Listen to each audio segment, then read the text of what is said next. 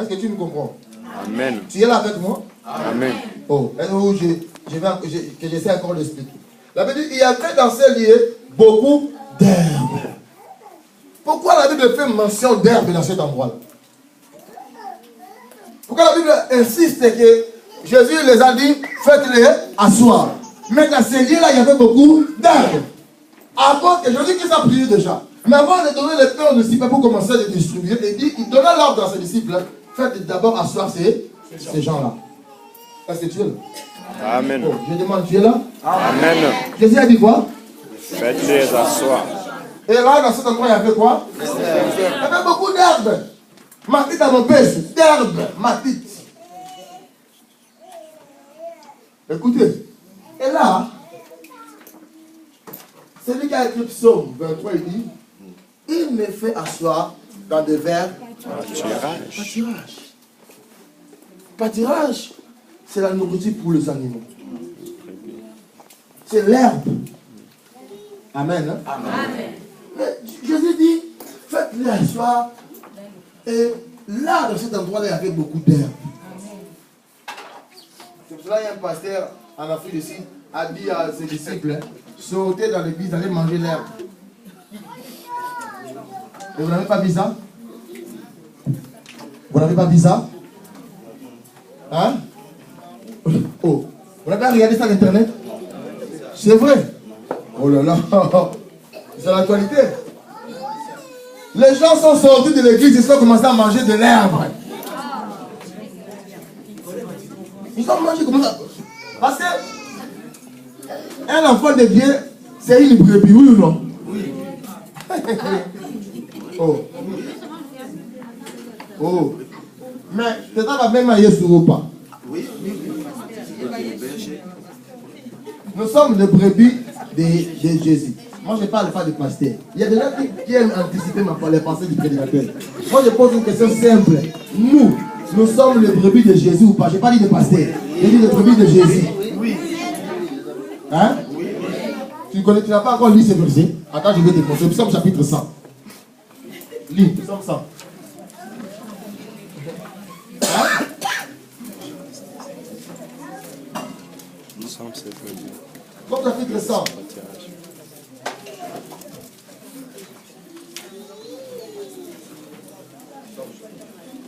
C'est Odette. C'est Odette. Pas les brebis de pasteur. Mais les brebis du Seigneur. Louange. Poussez vers l'Éternel des cris de joie, vous tous habitants de la terre. Servez l'Éternel avec joie, venez avec allégresse dans sa présence. Parce que l'Éternel est Dieu, c'est lui qui nous a fait et nous lui appartenons. Nous sommes son peuple, les troupeaux de son pâturage. C'est quoi ça, troupeau de son pâturage?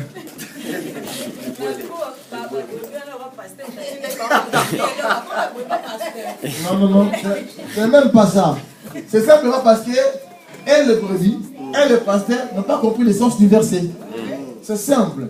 Parce que quand on parle aujourd'hui, c'est là où je voulais atterrir, aujourd'hui, le pâturage de la Bible nous parle. Hein. La nourriture que nous, les brebis, nous devons manger, c'est le plus physique. Oh, si vous comprenez? Amen. C'est le plus physique, c'est une nourriture maintenant qui est spirituelle. Et cette nourriture, cette herbe que la Bible nous recommande de manger, de rester auprès, c'est quoi? C'est la parole. La parole du Seigneur. Alléluia. C'est pour cela, pour toucher au miracle, pour aller à l'école d'André et de finir avec le miracle, la première chose à faire, c'est de s'asseoir dans l'herbe vert. Alléluia. Pour voir la matinée, c'est mauvais. Oui. Or, l'herbe verte ici, que nous devons nous asseoir pour acquérir le miracle, c'est quoi? C'est la parole de Dieu. Beaucoup de gens aujourd'hui à l'église ne reçoivent pas les miracles parce qu'ils ne sont pas assis dans la parole de Dieu. Ça veut dire qu'il vient à l'église, mais il suit le mouvement. Il ne reste pas.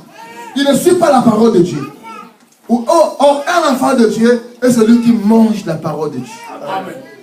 Cette herbe que nous devons manger, ce n'est pas d'aller là-bas, de brouter l'herbe comme des animaux. C'est parce que les gens suivent beaucoup de prophètes. Ah, qui a dit? Et j'ai vu encore une autre vidéo, il faisait danser les gens à l'église. C'est le même pasteur là. Il a dit comment, comme tu es assis là, les autres là-bas, ils rigolaient. Quelqu'un, il commence à danser. La personne qui est là, sans musique, hein, commence à danser. Il danse. Il a dit à l'autre là, danse, il danse. C'est là, sous l'onction du Saint-Esprit. Nous savons maintenant pas, nous ne savons pas, avec quoi d'interrogation, c'est quel est L'esprit. Si c'est pas l'esprit de Dieu ou l'esprit diabolique. Démon. Alléluia. Amen. Alléluia. Amen. Dans l'école de la foi, il faut rester dans l'herbe. Amen. Amen. Si tu n'es pas resté dans l'herbe, tu ne pourras pas bénéficier du miracle de Dieu. Amen. Amen. Mais ici, ce qui est important pour que je puisse finir, c'est les stratégies que Jésus-Christ avait utilisées pour évangéliser. Vous savez, Jésus avait plusieurs méthodes pour évangéliser. Premièrement, Jésus-Christ, pour évangéliser, il utilisait la parole de connaissance. Les dons du Saint-Esprit. Amen. C'est pourquoi on avait dit d'abord que personne ne peut aller évangéliser s'il n'a pas le Saint-Esprit. Oh! Est-ce que je parle à quelqu'un? Amen. Personne ne peut aller évangéliser s'il n'a pas le Saint-Esprit. Le Saint-Esprit. C'est pour ça que Jésus-Christ dira expressément dans le livre de Actes chapitre 1, verset 8, restez à Jérusalem, ne sortez pas, car vous recevez une puissance survenant sur vous, celle du Saint-Esprit, et alors vous serez mes témoins. Pour aller témoigner Jésus, première stratégie, c'est le Saint-Esprit. Et Jésus-Christ connaissait ces choses. Quand il rencontrait des gens, pour les convaincre, il donnait des paroles de connaissance, des prophéties. C'est pour cela, tout évangéliste, tout celui qui se dit évangéliste, les caractéristiques des évangélistes, ils sont dotés du don des paroles de connaissance ou du don de la prophétie. Amen. Amen. Amen. Oh, amen. Amen. Je vais donner des exemples. Avec la femme samaritaine, Jean chapitre 4. Jésus-Christ a fait quoi? Oh, vous ne connaissez pas l'histoire de la femme samaritaine? Je donne des stratégies de l'évangélisation. Jésus-Christ avait fait quoi? Oh. Oui, vous connaissez. Jésus-Christ a prophétisé sur cette femme. Il a dit, femme, va me chercher ton mari.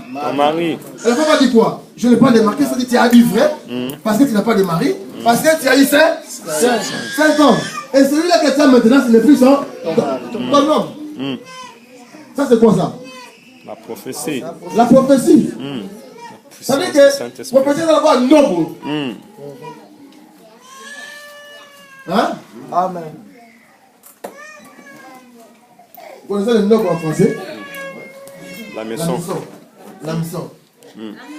La maison. Ouais. La prophétie, c'est comme la maison. Jésus prend ça pour pécher. C'est pour cela qu'il avait dit à ses disciples, suivez-moi et je te ferai quoi? Pécher d'homme. Amen. C'est-à-dire que la parole de Dieu, c'est pour pécher. Enlever les gens dans le monde, venir vers Jésus. Première stratégie de l'évangile, c'est la prophétie, la parole de quoi? De connaissance. Jésus qui utilisait ça. Jean chapitre 1, dans le dernier verset, il dit à celui qu'on appelle Nathanaël, il a dit, avant que tu viennes chez moi, Lorsque tu il n'a pas commencé comme ça. Quand Nathanaël venait, il a dit à Nathanaël, voici l'Israélite à qui il y a point de fraude. Nathanaël lui dit, tu me connais? Jésus a dit, oh, tu as peur parce que je te parle maintenant. Avant même que tu viennes ici, je t'avais connu. Quand j'étais sous l'arbre, tu parlais de moi, je t'avais vu. Amen, amen. L'omnipotent. Ah, il a touché la tête, il a dit non. On a trouvé celui que Moïse a écrit dans les livres. Amen. Celui-ci, c'est le Messie, le Fils de Dieu. Amen. La prophétie, c'est quelque chose de bien. Mais la prophétie, je vais vous dire, c'est pour les païens et les enfants qui sont nés dans les choses de Dieu aujourd'hui. Amen, amen, amen. La prophétie, c'est quelque chose de bien. Mais la prophétie, les paroles de connaissance, c'est pour les païens et pour les gens qui sont nés aujourd'hui dans le Seigneur Jésus. Amen. Un enfant de Dieu qui est mis, il n'a pas besoin de savoir comment ça se savoir, qu'est-ce qui va m'arriver demain. Je ne vais pas aller consulter les prophètes. Non, c'est pas important. Parce que tu as compris ça.